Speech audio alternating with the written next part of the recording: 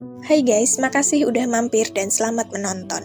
Kali ini kita bakal nge-review alur cerita drakor terbaru, Twinkling Watermelon. Di awal cerita, terlihat seorang bernama Eungyul bersama kakaknya Eunho ada di kafe. Pelayan bertanya tentang pesanan, namun mereka diam dan tampak memakai bahasa isyarat. Pelayan pun kaget dan menyuruh mereka untuk menulis. Lalu Eungyul pun menjelaskan pesanan mereka, dan pelayan itu melongo.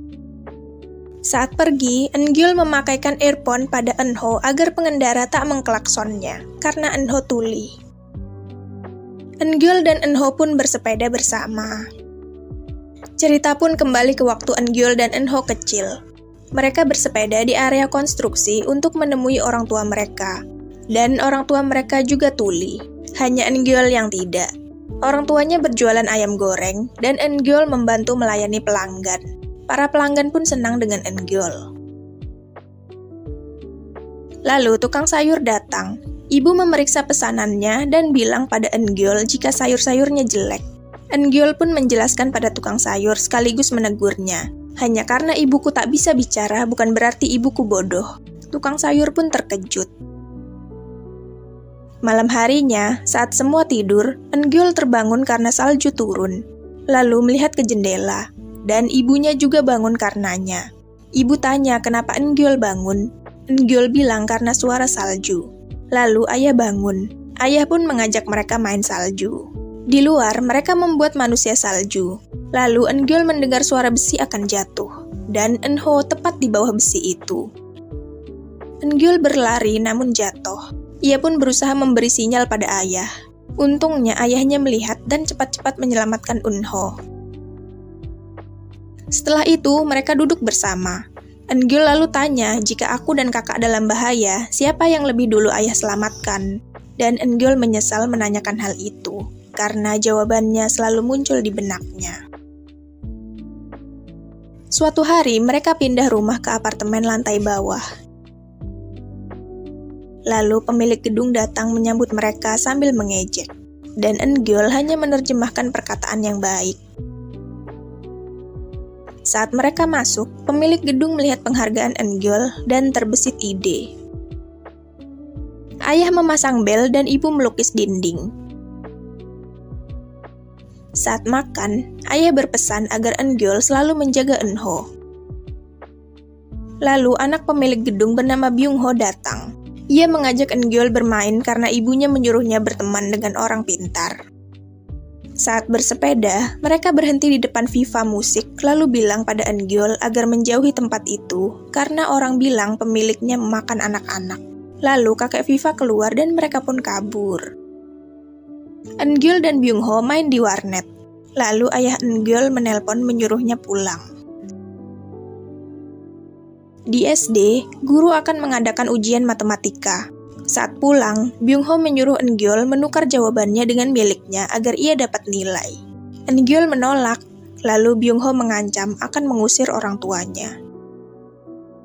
Keesokannya, Eungyul tetap tak menuruti keinginan Byung-ho. Byung-ho pun menyiram Eungyul dan mengancamnya. Eungyul berjalan pulang dengan sedih. Lalu ia mendengar lagu Eric Clapton di depan toko Viva dan duduk sambil menangis. Kakek Viva melihatnya, lalu memberinya handuk juga mengajaknya masuk. Kakek bilang, kenapa kamu menangisi anak nakal itu? Eungyul jawab jika ia menangis karena lagunya. Eungyul lalu menceritakan tentang keluarganya yang tuli pada kakek. Kakek lalu menawari Eungyul belajar gitar dan bilang hidupmu akan berubah. Kakek berkata pada Eungyul untuk mengabaikan temannya yang jahat. Kakek lalu mengajari Eungyul bermain gitar. Kakek bilang gitar sama seperti bahasa isyarat. Kamu bicara dengan tanganmu dan mendapat jawaban dari suaranya. Eungyul pun bersemangat. Ia belajar dengan tekun hingga akhirnya bisa memainkan gitar. Namun ia menyembunyikannya dari keluarganya. Saat Eungyul sudah jago, kakek menyuruhnya membuat ref suatu lagu. Jika hasilnya bagus, kakek akan memberikan gitar miliknya. Eungyul pun bersemangat. Saat pulang, Byung-ho tampak dihukum karena dapat nilai 0. Eungyul datang dan memberinya jaket, tapi Byung-ho marah-marah. Eungyul pulang lalu orang tuanya pamit bekerja dan menyuruh Eungyul menjaga Eunho yang sakit. Eungyul mengambil gitar lalu mulai membuat ref lagu dan jadi. Byung-ho lalu datang untuk mengembalikan jaket dan menaruhnya lewat jendela. Seorang pria lewat melempar puntung rokok. Byung-ho menendangnya dan puntung rokok ada di jendela dan mulai membakar tirainya. Eungyul pergi meninggalkan Eunho untuk menemui kakek. Namun kakek tak menjawab panggilannya, dan tokonya juga tutup. Ternyata kakek meninggal karena overdosis. Pemadam kebakaran tiba, dan orang-orang panik. Orang tua Eungyul tiba dan langsung panik. Petugas damkar menyelamatkan Eunho. Karena tak melihat Eungyul, ayah pun bergegas masuk untuk mencarinya. Namun, ia justru tertimpa rak. Eungyul datang dan terkejut melihat kebakaran. Lalu, ibunya memarahinya karena panik. Eungyul pun ingat jawaban ayahnya, jika ayahnya akan menyelamatkannya dahulu daripada Eunho, karena suara Eungyul bisa menghubungkan keluarga ini dengan dunia. Eungyul histeris. Lalu, pemadam kebakaran keluar membawa ayah yang terluka. Orang-orang bertanya tentang penyebab kebakaran. Byung-ho pun tampak ketakutan. Di rumah sakit, pemilik gedung menyuruh keluarga Eungyul pindah karena menyebabkan apartemennya terbakar meski tahu itu karena puntung rokok. Eungyul mendengarnya dan merasa sedih.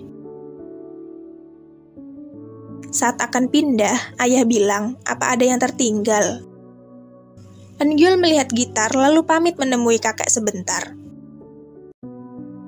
Saat sampai, Eungyul kaget saat tahu kakek sudah tiada. Dan seorang anak perempuan memperhatikannya. Eungyul dan keluarga pun pergi. 6 tahun berlalu dan toko kakek Viva pun dibangun menjadi rumah. Seorang ibu dan putrinya tampak tinggal di sana. Eungyul dan Eunho sedang latihan taekwondo, namun kaki Eunho tampak sakit karena cedera. Lalu pelatih menyuruh Eunho menjaga kesehatan karena akan masuk timnas. Eungyul mengingatkan perkataan pelatih, namun Eunho sibuk main HP. Eungyul bilang kakak punya pacar baru. Eunho mengiyakan lalu bilang jika pacarnya kini tuli sama sepertinya. Dia bersekolah seni dan bermain selo.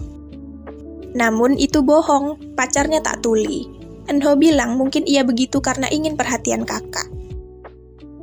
Lalu ibunya mengirim pesan agar mereka datang.